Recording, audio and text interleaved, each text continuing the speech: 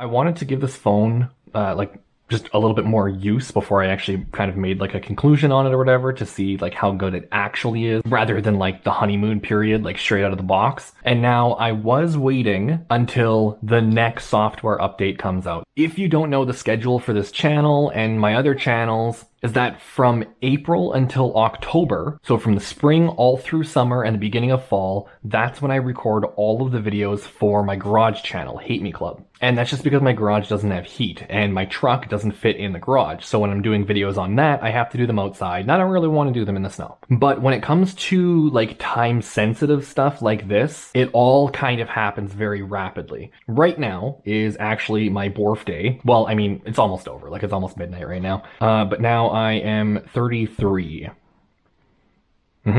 Yep. So I feel like now is a better time than any to just kind of jump in and sort of like finish up the conclusion on this because the tech videos don't start until October. So I figured right now, it's my birthday, why not? Let's dive into this.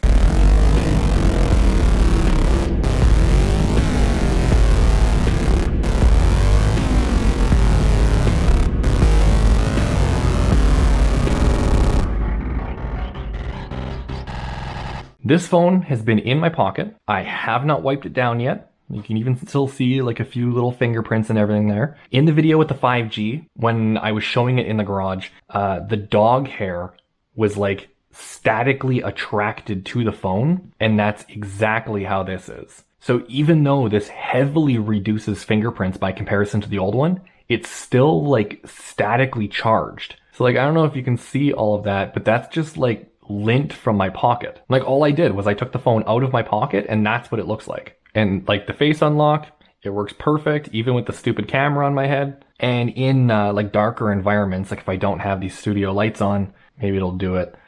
Yeah, so it does this screen fill light.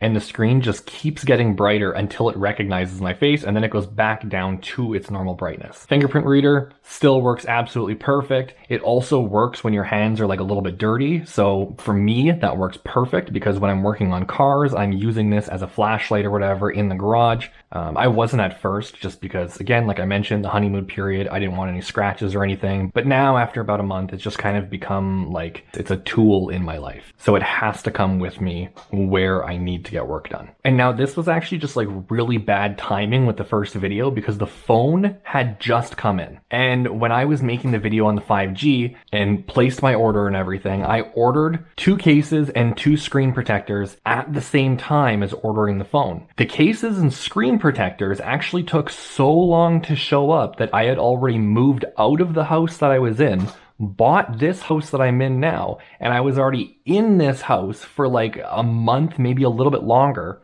But luckily for me, that the people who were living there actually had the decency to contact the landlord and get my information so that way I could get the package delivered here. That was ordering everything through Nubia Mart, and then I ended up having issues with that where I only got 1 case and 1 screen protector. Just like the short story long here is I ended up having to dispute it with PayPal. I showed PayPal my original order, and then I showed them the emails from Nubia Mart saying that like their systems changed and that's why they weren't going to be giving me a 50% refund because I only received 50% of my order. And then PayPal was like, yeah, that sucks. Here's all of your money back. Screw them. Now, I ordered these on eBay, and I ordered them like a little bit before the phone because I knew I was going to be getting the phone, but I was still kind of working out like the sort of arrangement or whatever with Nubia because I wanted to buy the phone for me, and I didn't want to be given the phone. Like I didn't want to have that responsibility of it just accepting a free phone because no matter how you think you're going to act about something, if you are given something completely for free, it will change the outcome on how you feel about it. And I was going to be buying this phone at full price regardless. So they were offering me a discount and we just kind of went back and forth. Like I only wanted to get like a discount that they felt was appropriate for making my own open voice video on this phone, whether it was a good review or bad review, no matter what. And I ended up getting this phone for $1,080.11 Canadian. That's after shipping, import taxes, everything. And when I had ordered it, I ordered a screen protector because I knew that the plastic one on the 5G was just absolutely horrendous. And when I was ordering the 5G, they did not sell glass screen protectors at the same time as the pre-orders were being released. With this one, I was able to get a glass one, so this was my order, the phone and the screen protector. They sent me the turbo cooler, which I have never used once. I still think it's a really cool concept, but you can't change the RGB on it, and there's just no way to put the phone down. You have to hold the phone at all times, or unplug the fan before you put the phone down, otherwise the fan just starts stressing and it puts excess load on the motor because it blocks the intake. They also sent me a second screen protector. So like these are my gifts from Nubia. This is my order from Nubia. So if you do get this, which could be useful, I just don't game that much, so it hasn't been something that I've really needed, but it is very useful if you do a lot of gaming on your phone. But with the cable, just make sure that you get 2 right angle USB-C connectors that come off in an L shape sideways, not straight up and down. Because then you can plug the cable in, the cable will come off at a right angle and not straight up and down, and then the same with the bottom of the phone. The connector will go in, but the cable will come out sideways. Then the cable can just route down and across straight into the cooler. Just a really, really short, like 3-4 inch cable. But I just wanted to keep that out just to kind of mention that, because I didn't actually do it, and I don't want to try and sell someone on this when I'm not actually using it. Next, I got like the Samsung Bud Pro. Is that what they're called? Samsung Buds? Pro Buds? I don't remember. Anyway, these work perfect. If you just download like the SmartThings app, everything Samsung related still works flawless. So my little key tags and things, like the wireless headphones, my fridge, my stove, the TV, like every single thing Samsung still connects perfectly to this phone, even though this isn't a Samsung device. So the SmartThings app is like 100% still compatible with everything. It all works. Now, because I've just got incredibly distracted there, what I was getting at was when I was ordering this phone, I knew I was going to be buying it anyway. I went on eBay and I ended up buying 2 cases and 2 of these like glass protectors for the camera. So next we have these cases. These are the 2 cases that I ordered, and this is like flat out like false advertising. I'll actually throw a screenshot up so you can actually see what this looked like in the listing. Because in person, the entire surround on this case is white. And in the picture, it shows it as being completely clear. Which, I mean, it's not like it's kind of cool on its own, but I bought them expecting it to be completely clear. So if we look at this one here, which I've been using for, I want to say probably 2 weeks now, you can see like a noticeable color difference on this one. Because this included case here, this center section right here is not covered. There's nothing in here that actually protects the phone. That is the glass of the phone right there.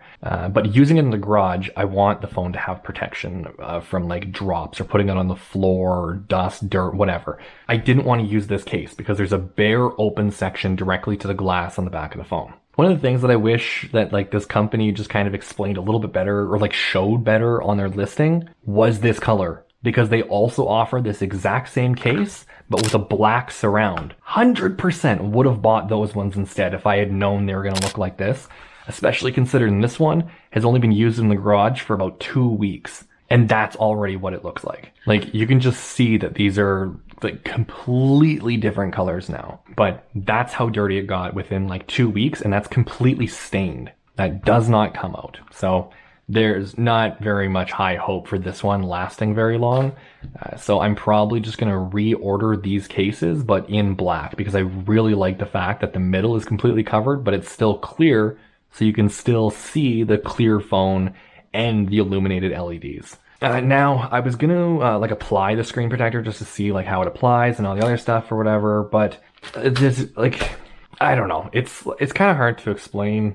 This screen protector is like really good. Like, it's super dusty because it's like a static magnet, like I already mentioned. But if I just quickly wipe this off, like there's very minor scratches up towards the top, and then there's like some slightly bigger ones down here, and that's mostly from using the phone because my hands are covered in dirt and grease and everything from working on cars. And that's where I'm typing or like swiping up for the app drawer and everything, or swiping back, navigating menus. So like the middle to lower portion of the screen gets the majority of the use when I have dirty hands. And even just look at it, like it's scratched, but it's in like really good condition. So I don't really want to give it up yet because it still has tons of life in it.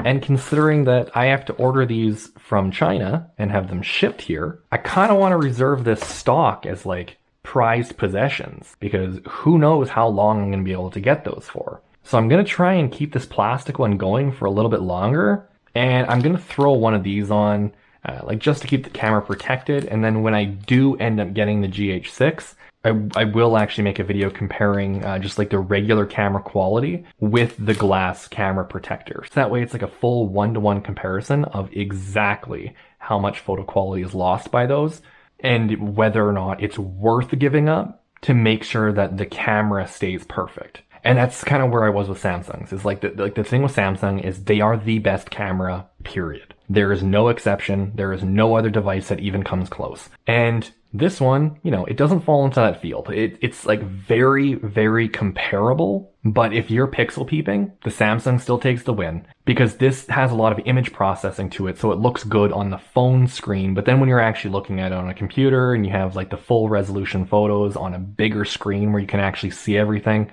the lower quality really starts to present itself. And I'm not saying it's a bad thing. It's just you get what you pay for. This phone costs less than half of what an S22 Ultra does. So it makes sense. But that's kind of where I'm at with this is this phone is an oddity. So the Samsung is not. I can go readily buy parts from pretty much anywhere in North America and have them within like a week. Whereas trying to replace the entire back of this from like third-party sellers on AliExpress, it might take 3 months to actually get a part for this. So having these is kind of the test of, is it worth reducing the camera quality enough that I can assure that I'm not going to be changing the back on this because of how long replacement parts cost? Because for the Samsungs, I didn't care. Like if it broke, I'll just change the back, which I did on the S21 Ultra. So that's kind of what these are for. It's like, should I order a whole replacement back for this and keep it in the hoard of like oddity spare parts? Or is it better just to use one of these, just deal with the camera quality loss and just call it a day? For when I'm actually getting into that video of doing like the deep comparison, which will be on my other channel, Frozen North, because that's all about photography and music and everything. Now I have like a whole list of like things that I've written down for like what I've noticed, what could be fixed, hasn't been fixed, etc. And I have no idea where I put it. Okay, I found my list, and it's now June 6th, so I kind of missed the upload for yesterday. Because, you know, life happens, so like stuff came up or whatever. But these are the talking points that I wanted to get into with this phone, and just like noteworthy mentions. So like the downfalls, because those are going to be the features or like lack of features that don't compare to something else that does have it. So the first thing that I want to mention is 4D shock. So that's like the haptic feedback when you're playing games. And there's only 2 games that are released in the North American Play Store that are compatible with this. One is PUBG, which I don't play, and the other one is Asphalt. It's unbelievable. It changes everything. It is so good. Like when you hit like your boost and like the phone shakes, or like when you're drifting around a corner and it's like vibrating and everything. It is so immersive and I absolutely love it. However, the downfall with this is it has not been implemented into any other games other than those 2. Now there's 4 games. There's these 2 other ones, but they're not available in the North American Play Store. So those are either like a global aspect or China only or something like that, which would probably be released on like some other sort of like app store. Because like China doesn't have Google or whatever, which kind of explains why those games are not on the Play Store. But that's just one thing worth mentioning is like, it's just a tease, man. Like it's so good and I just want it in more games. Like if it was implemented into Call of Duty and CSR 2 or Real Racing 3, like those games are my big 3 and like it's not in any of those. And I was just playing with it on Asphalt and it's so good. I don't know. I just feel like it's worth mentioning that it's advertised as like this crazy feature, but there's literally only 2 games that work with it, and it's PUBG or Asphalt. So we can cross that off the list. Next is the 60 frame per second cap. I didn't know this. I didn't know that Android games are all capped at 60 frames per second. So having a 165 hertz display literally means nothing. It is just eye candy for scrolling and no other purpose. Like I figured that there was a way to like unlock frame rates on Android games, and at least right now there is not. Every single game that I've played is locked at 60 frames per second. And now this right here at the 60 frame per second, that's going to fall into the game space stuff. So like right here, I have game space features in Nova Launcher. So one of the bugs right now in game space is some games will just boot to a black screen and nothing happens. They literally just do not work at all. But if I turn the game space off and go back to Nova Launcher and launch the exact same game, they work totally fine. Like there's no issues at all. So there's nothing wrong with the game. It's something with Game Launcher not being able to launch them. So that's like a Nubia thing. And like another thing that I found in that exact same instance is some games have no sound. And one of which is Asphalt. There's no sound. So like I load the game from the Game Launcher and there's no sound at all. So like if we just launch the game space here, whatever. And like you clearly just heard that there is audio. Okay, well that's new.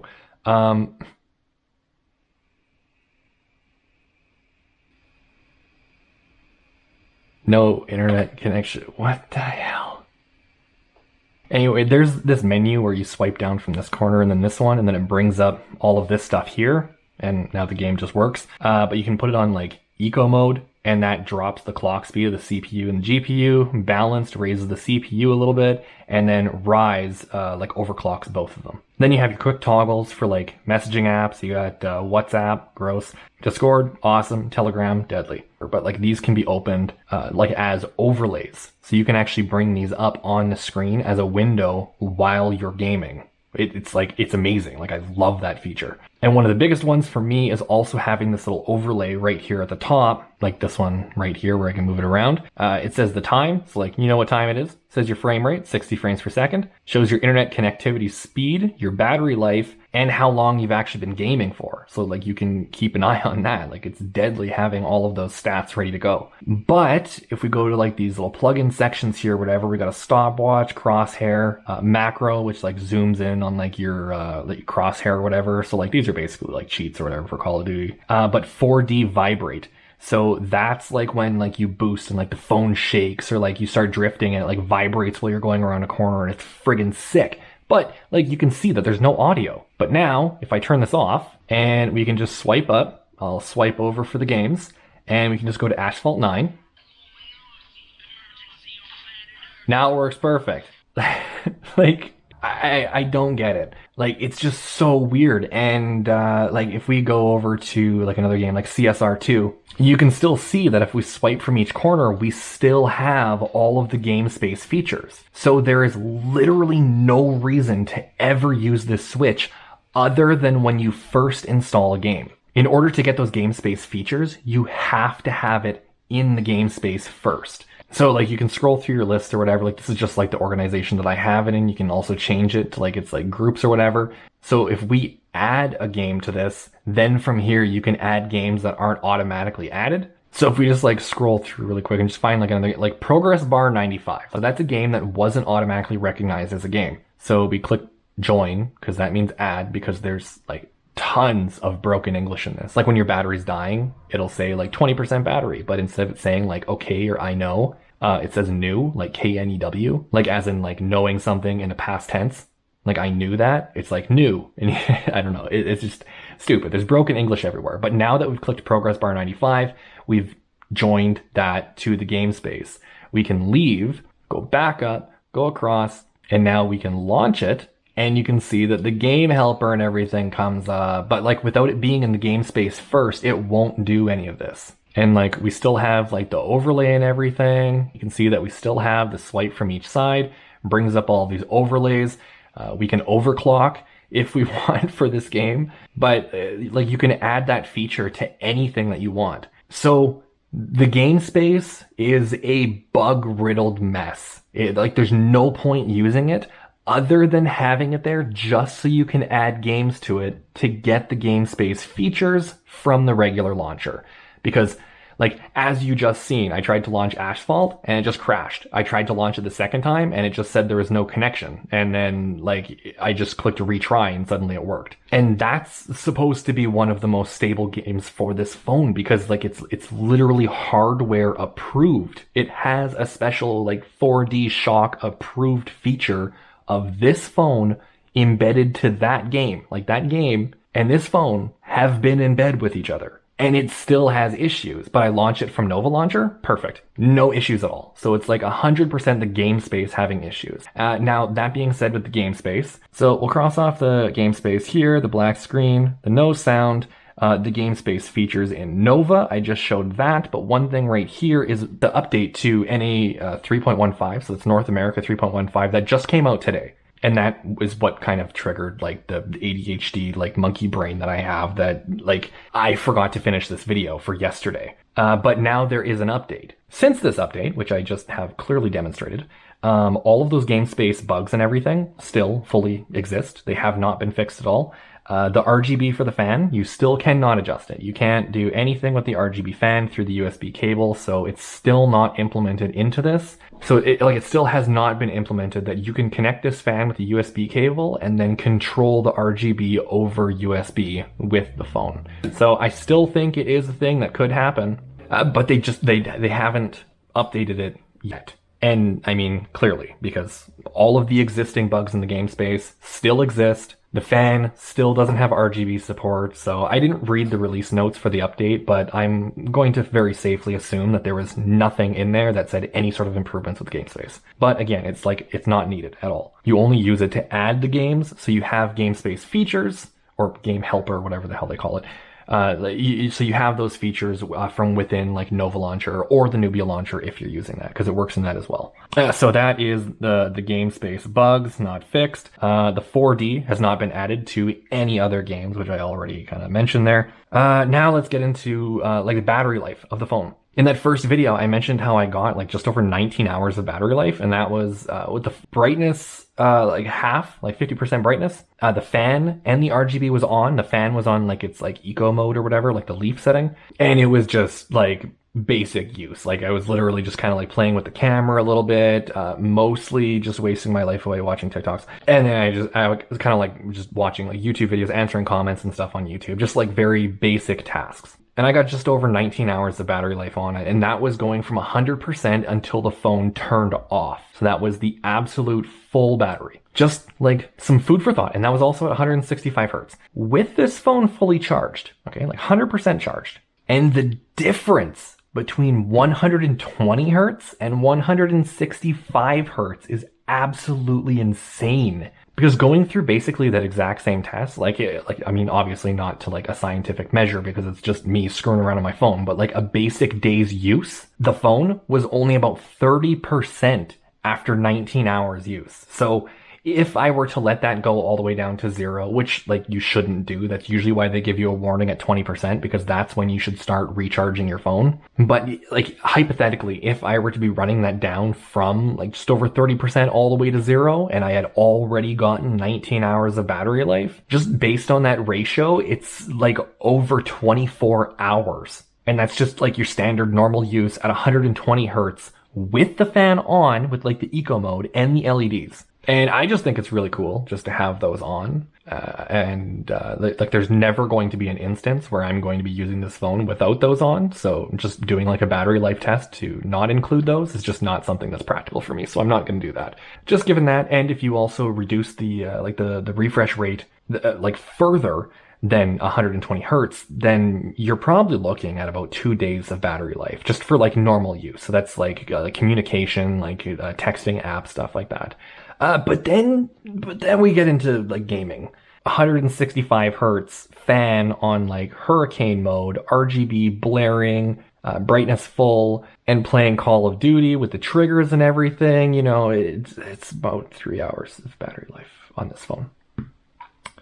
So yeah. So as like your daily like normal commuter phone, it looks amazing. has like stupid RGB, clear back, which is just friggin' awesome, and it sticks in the ballpark with like Samsung phones in terms of battery life. But when it comes down to gaming, and then, obviously if you don't have the fan going 100%, you don't have brightness at 100%, you don't have the refresh rate at 165%, when there are no games that can go more than 60 frames per second, then you could probably get like somewhere between like 6-7 hours of battery life. Like that's just an estimate, but just based off of my results, that's a fairly safe estimate. But I mean, if I'm gaming on the phone, like I'm gaming on the phone, I'm getting the best of my experience possible. So I'm going all out. Like I don't care about battery life at that point. I want the best experience. And even if I'm getting 3 hours battery life, I'm still content with that. Because realistically, who the hell is sitting on their phone for 3 hours gaming? Like in one consistent session? Like that's just ridiculous. I still average like somewhere around like 12 hours battery life for like a normal day. And that's, I mean, like right now, obviously, because like I work from home, I'm on my phone way more than I normally am, or like I normally would be if I were to be in like a normal working environment. But considering that my phone is also part of my job, working from home, it's, I don't know, like I use it more than I normally would. But for me, it still lasts an entire day, and that's completely acceptable with me. And that's like gaming, light use with like a mix of all features around 12 hours. And I'm more than content with that. So we've addressed the battery life. And night mode. So this has night mode.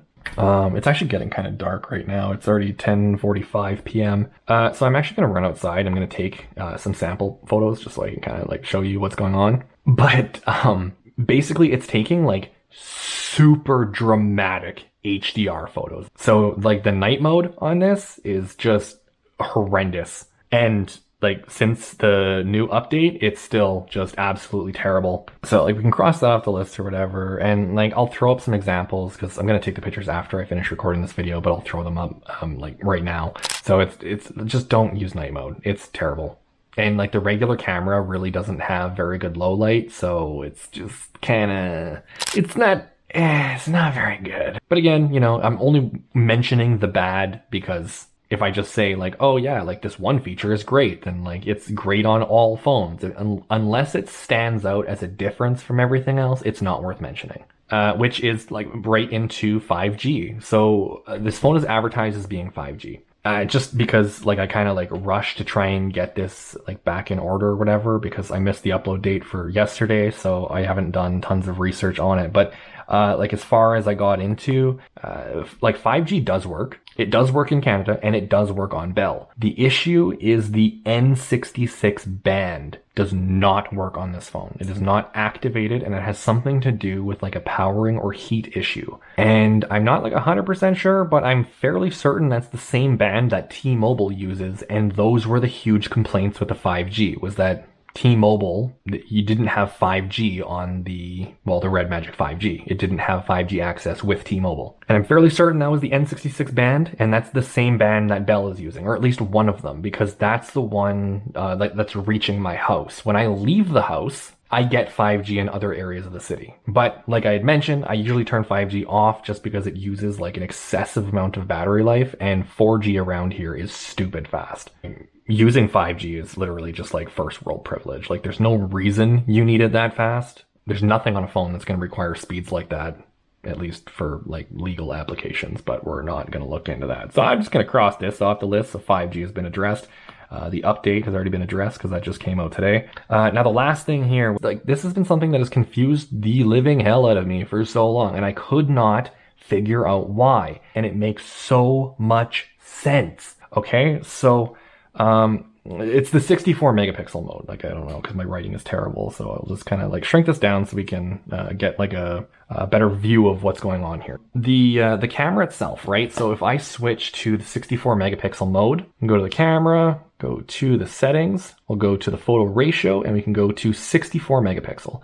Now, we cannot zoom in here, right? Zoom not supported in 64 megapixel. And I couldn't figure out why. It just didn't make sense to me, because when you're zooming on a regular photo, this is cropping in. There's no physical glass that's moving. It's just digitally cropping in, and then AI is sharpening the photo to make it, look better than it is, sort of thing. So like if I take a photo right here, And then I take a photo right here, and we take this photo and we go here and we zoom in. And now you can see that like this photo looks terrible because it's garbage, right? Because it's digitally zoomed or whatever. And right here is also a digital zoom, except it's significantly clearer. How this works is actually genius. And literally not one person has ever mentioned this is how it works in the comments. So like this is new to me and I've never seen anyone mention this before. But like the reason that it's not able to zoom in like the 64 megapixel mode is because it's using the full sensor. So like what's happening right now is we have like the entire 64 megapixel sensor, right? So this is a 64 megapixel sensor. And like if we take a picture in 16 megapixel, it's the exact same size, right? So it's 16 megapixel now instead of 64, but like the sensor size still ends up being the same 1-to-1 size. It is exactly the same 64 or 16. The only difference is that 16 megapixel is the megapixel that it uses throughout the entire zoom range. So let's say that this is zoomed at like 1.0, right? And like now if I want to zoom in to say 2.0, so now I'm zooming in twice as much. And if that's a crop at 16 megapixels, that means that this picture should be 8 megapixel, but it's not. This picture is still 16 megapixel because what it's doing on that 64 megapixel sensor is it's going from the 1-to-1 right here at 16 megapixel, and then it's zooming in by 2 times. So it's actually zooming in here and then rendering out again at 16 megapixel. And again, like if I go to like 4.0, it's still a 16 megapixel photo because it's cropping in again on the 64 megapixel sensor. And that's why you can't do a digital zoom on the 64 megapixel sensor, because you are using the 64 megapixel sensor. So 64 megapixel and 16 megapixel are the same. The only difference is 16 is rendered out at a lower resolution. That's why you're able to zoom in 2 times crop on 64 and still get a 16 megapixel photo. Or you're allowed to zoom in 4 times and still get a 16 megapixel photo. Because within the 64 megapixel sensor, you can zoom in 16 megapixel 4 times. That's why you can't zoom in, and no one has ever cleared this up. And I could not wrap my head around this because, like, to my understanding, is you were taking 16 megapixel, and that was like your, that was the render. Like, it would only render a 16 megapixel. So when you were zooming in on like your 2 times or your 4 times, it was doing this on 16 megapixel, not 64 megapixel. So like it just makes sense that if this sensor is capturing a 16 megapixel photo and you zoom in 2 times, and you are now getting an 8 megapixel photo at the end. And if you zoom in from there 4 times, then you're getting a 2 megapixel photo at the end. But that's not how it works. It's zooming in on 64 megapixels. So it's taking an overall 64 megapixel photo and compressing it down to 16. And that's your final render. And then when you digitally crop on 64, it's going from 64 to like 48. And then the 48 megapixel is being rendered out as 16. So let's just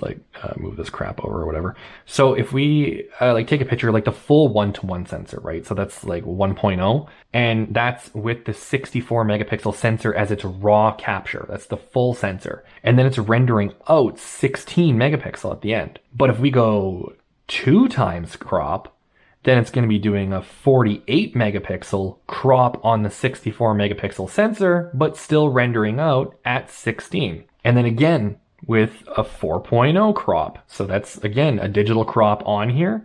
It's going down to 24, and we're still getting a full 16 megapixel photo out of it.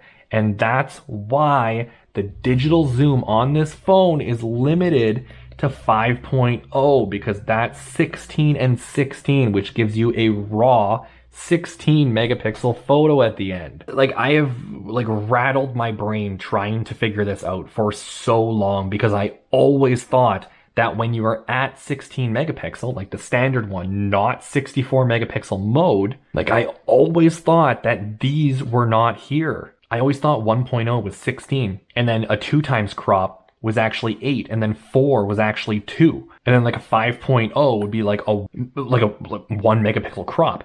So that's why I could not wrap my head around why you are not able to zoom in on the 64 megapixel. It's because you already are. Because every cropped photo ends up being 16 megapixel in the end, no matter what the crop is, because they're all cropped on 64 megapixel. So, that's pretty much it.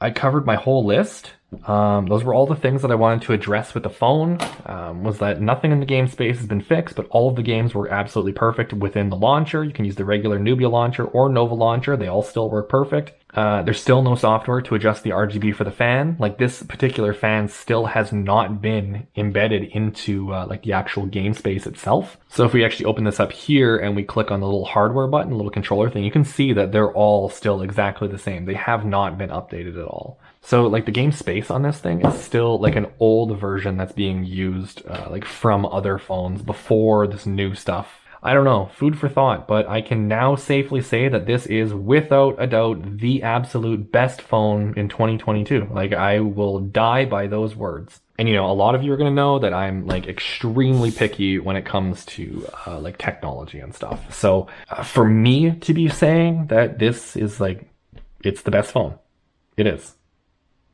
Like, go buy one. Like stop watching this video, go buy one.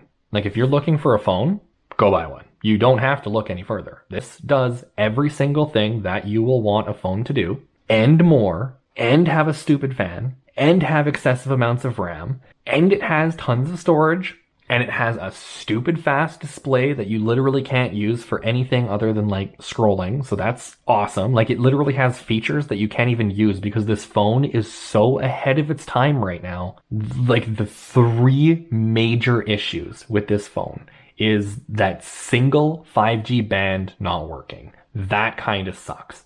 Like, it's like a first world privilege. Like, you really don't need it. But for them to be advertising that it is 5G, they should at least make sure that all of the North American bands work. And like, the only other 2 things worth mentioning is that the game space is like super glitched out, and they haven't introduced this new fan. If you just play the games from like Nova Launcher instead of using the game space, and you don't use this fan, then this is just a regular phone. And with that being said, it then falls into like attacking Samsung phones in terms of specs. And then when you start looking at the price, this being half the price, you could buy 2 of these for the same price as an equivalent Samsung. You kind of just have to think to yourself, like, what the hell are you doing? Like, why are you not considering this phone?